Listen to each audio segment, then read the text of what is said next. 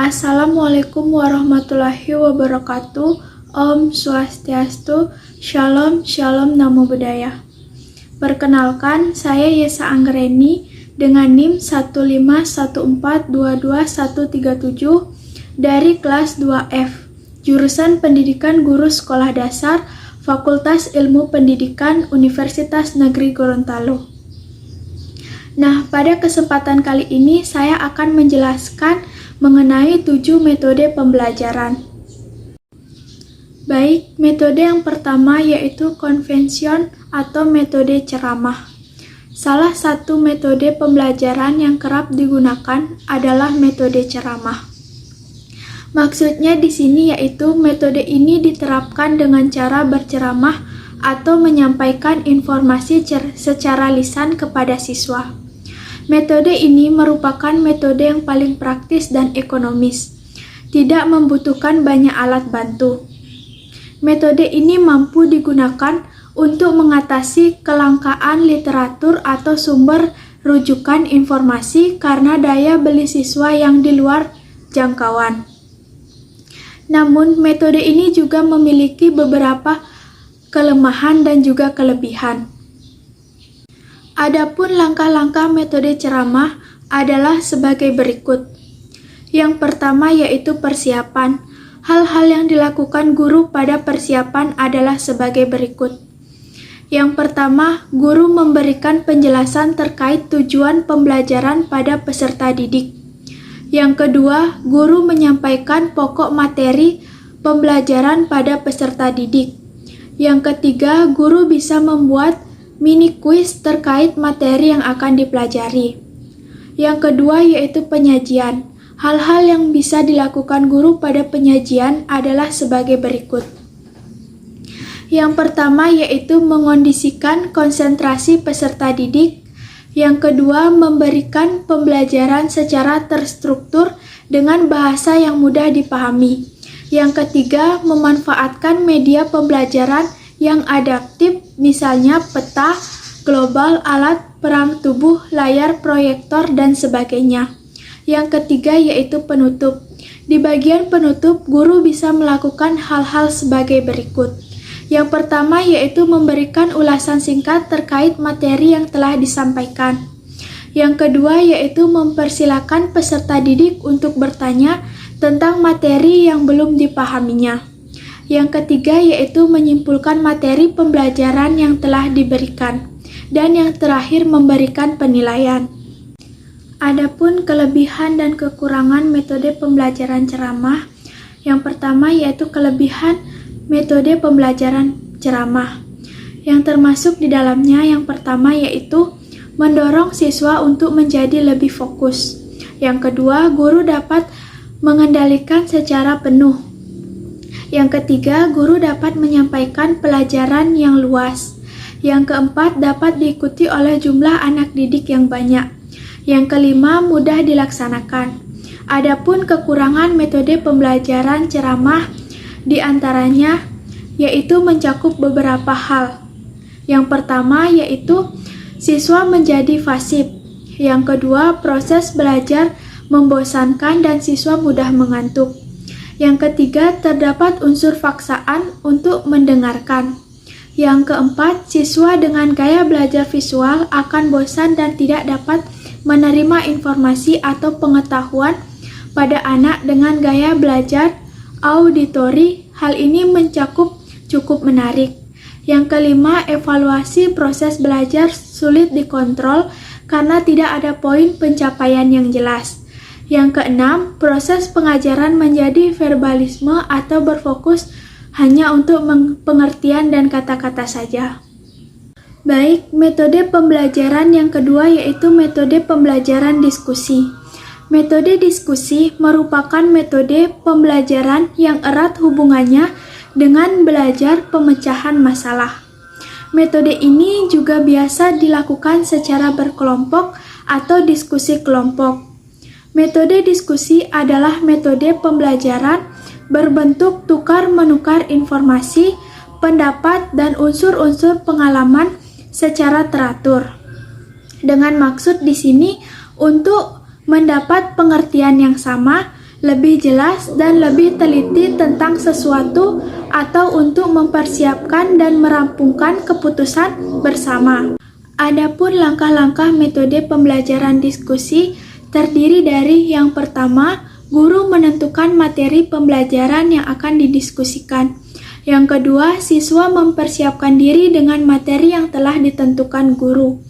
Yang ketiga, masing-masing dari perwakilan kelompok membacakan hasil diskusi kelompoknya.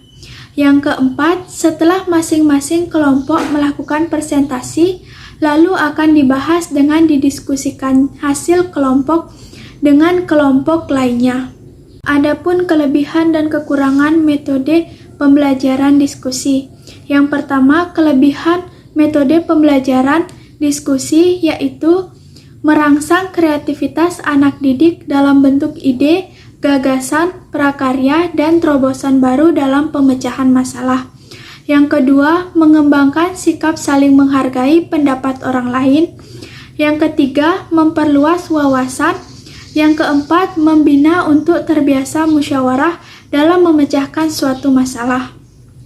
Adapun kekurangan metode pembelajaran diskusi, di antaranya terdiri dari yang pertama, yaitu membutuhkan waktu yang panjang.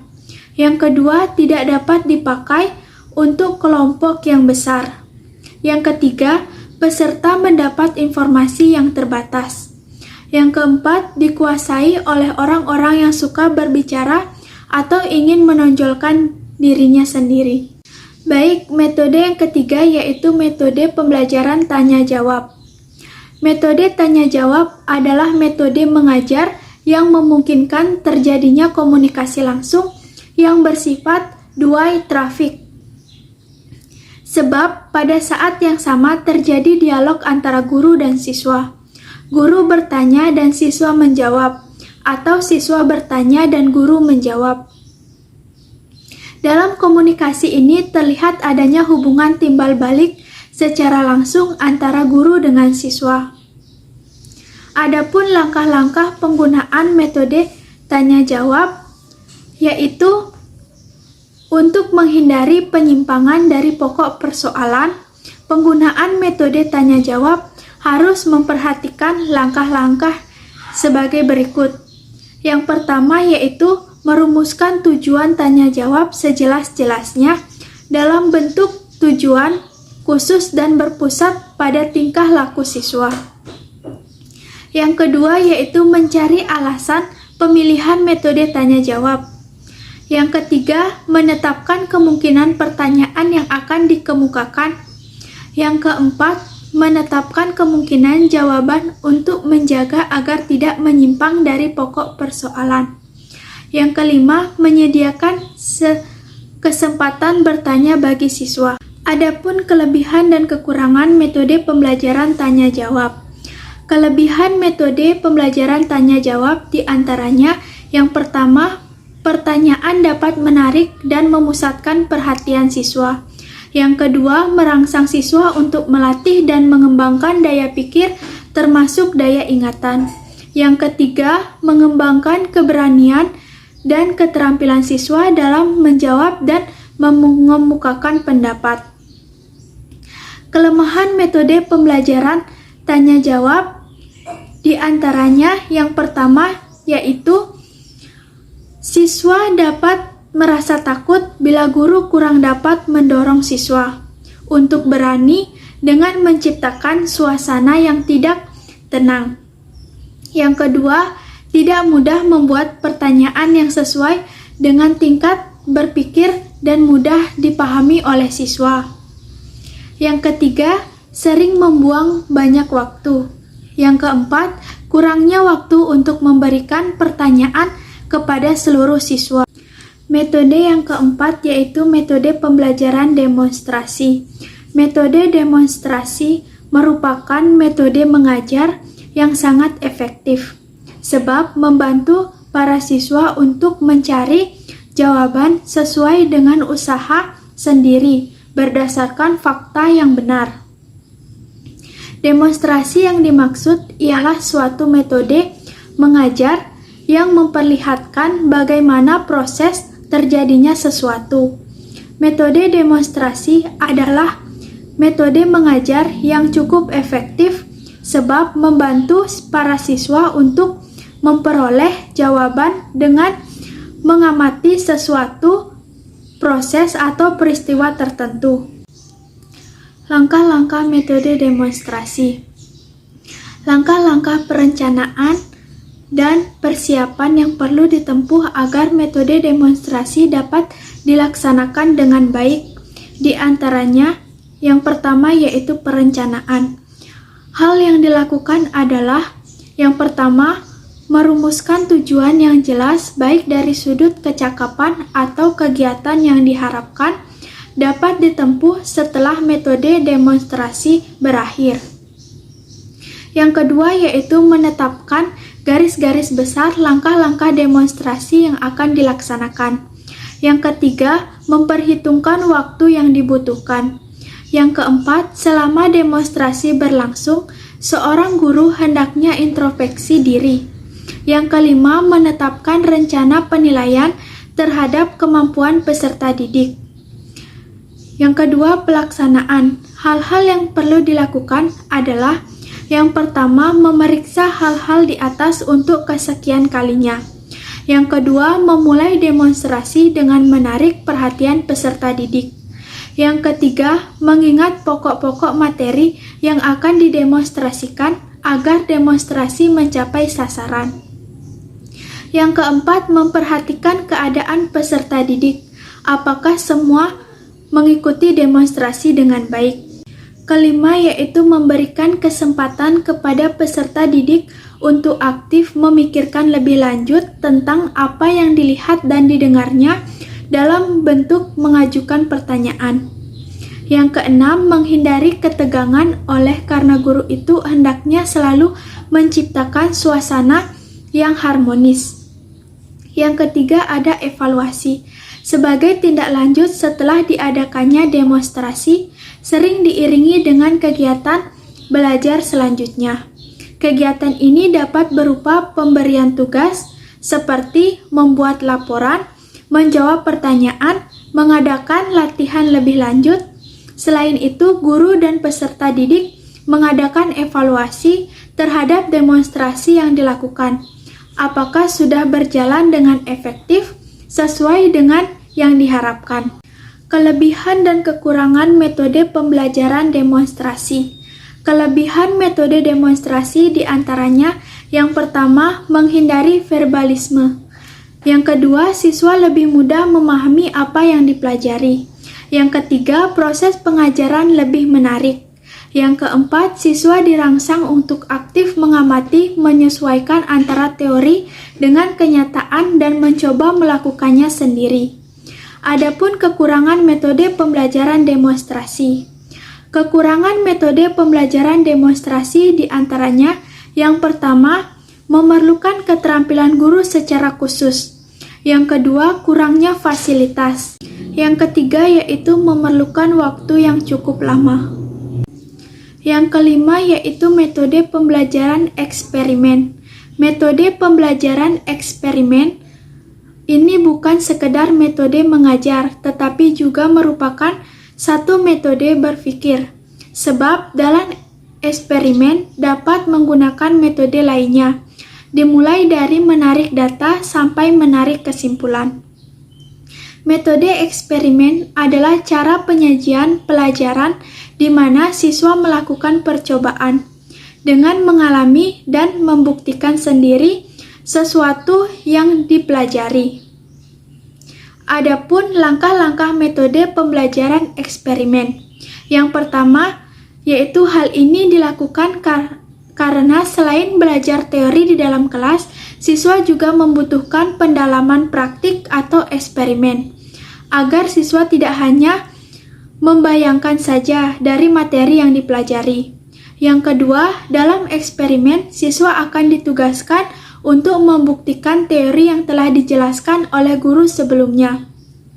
Siswa akan dengan mudah mengingat dan memahami mata pelajaran yang sudah diajarkan guru dengan metode pembelajaran eksperimen. Yang ketiga, Dalam metode eksperimen harus melakukan percobaan dan membuktikan sendiri pelajaran yang sudah dipelajarinya. Siswa akan diberikan kesempatan untuk melakukan, membuktikan, dan mengikuti proses mengamati objek dan menganalisis serta menarik kesimpulan mengenai eksperimen atau percobaan sendiri. Adapun kelebihan dan kekurangan metode pembelajaran eksperimen. Kelebihan metode eksperimen diantaranya yaitu yang pertama, membuat siswa lebih percaya atas kebenaran atau kesimpulan berdasarkan percobaan. Yang kedua, membina siswa membuat terobosan baru. Yang ketiga, hasil percobaan yang berharga dapat dimanfaatkan untuk kemakmuran umat manusia. Kekurangan metode pembelajaran eksperimen.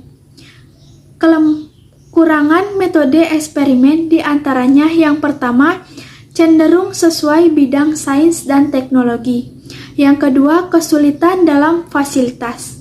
Yang ketiga, menuntut ketelitian, kesabaran, dan ketabahan. Yang keempat, setiap percobaan tidak selalu memberikan hasil yang diharapkan. Metode pembelajaran yang keenam yaitu metode pembelajaran resitasi. Macam metode pembelajaran selanjutnya adalah resitasi. Metode pembelajaran resitasi merupakan metode mengajar dengan siswa yang diharuskan membuat resum tentang materi yang sudah disampaikan guru dengan menuliskannya pada kertas atau menggunakan bahasa sendiri.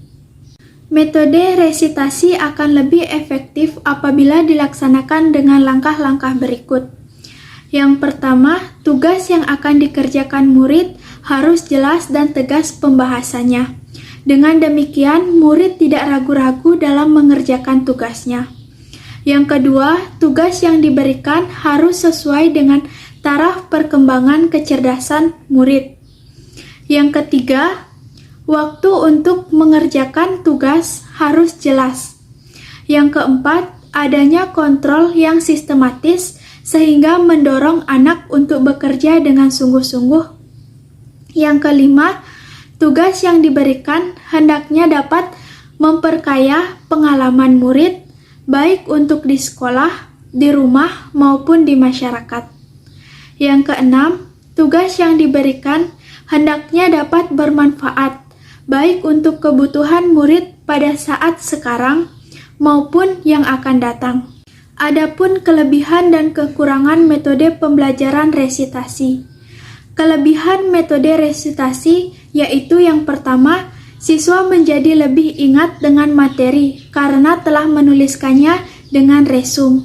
Yang kedua, menurut Saiful Bahri, siswa menjadi lebih berani dalam mengambil inisiatif dan mampu bertanggung jawab.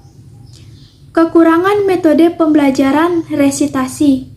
Kekurangan metode pembelajaran resitasi yaitu yang pertama, hasil resum yang dilakukan terkadang hanya mencontek pada teman dan bukan hasil pemikiran sendiri. Yang kedua, tugas bisa jadi dikerjakan oleh orang lain.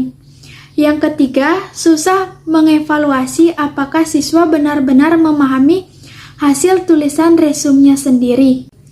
Metode pembelajaran yang ketujuh yaitu metode pembelajaran karya wisata. Macam metode pembelajaran yang juga kerap digunakan pada metode karya wisata. Metode karya wisata di sini berarti kunjungan di luar kelas. Jadi karya wisata di atas tidak mengambil tempat yang jauh dari sekolah dan tidak memerlukan waktu yang lama. Karya wisata dalam waktu yang lama dan tempat yang jauh disebut studi tour. Langkah-langkah pokok dalam pelaksanaan metode karya wisata adalah yang pertama yaitu perencanaan karya wisata yang terdiri dari yang pertama menentukan tujuan karya wisata, yang kedua menetapkan objek karya wisata sesuai dengan tujuan yang hendak dicapai, yang ketiga menetapkan lamanya karya wisata, yang keempat menyusun rencana belajar bagi siswa selama karya wisata, yang kelima merencanakan perlengkapan belajar yang harus disediakan. Yang kedua yaitu pelaksanaan karya wisata. Fase ini adalah pelaksanaan kegiatan belajar di tempat karya wisata dengan bimbingan guru. Kegiatan belajar ini harus diarahkan kepada tujuan yang telah ditetapkan pada fase perencanaan. Yang ketiga yaitu tindak lanjut pada akhir karya wisata. Siswa diminta laporannya baik lisan maupun tertulis mengenai inti masalah yang telah dipelajari pada waktu karya wisata. Adapun kelebihan dan kekurangan metode pembelajaran karya wisata. Kelebihan metode karya wisata yang pertama memiliki prinsip pengajaran modern dengan memanfaatkan lingkungan nyata. Yang kedua, membuat relevansi antara apa yang dipelajari dengan kebutuhan di masyarakat. Yang ketiga, merangsang kreativitas siswa. Yang keempat, bahan pelajaran harus luas dan aktual. Kekurangan metode pembelajaran karya wisata. Berikut kekurangan metode pembelajaran karya wisata, yaitu yang pertama, kurangnya fasilitas. Yang kedua, perlu perencanaan yang matang. Yang ketiga, perlu koordinasi agar tidak tumpah tindih waktu. Yang keempat, menafsirkan unsur studi. Yang kelima, kesulitan mengatur siswa yang lebih banyak. Baik, demikianlah pemaparan ketujuh metode pembelajaran yang dapat digunakan. Sekian dan terima kasih. Wassalamualaikum warahmatullahi wabarakatuh.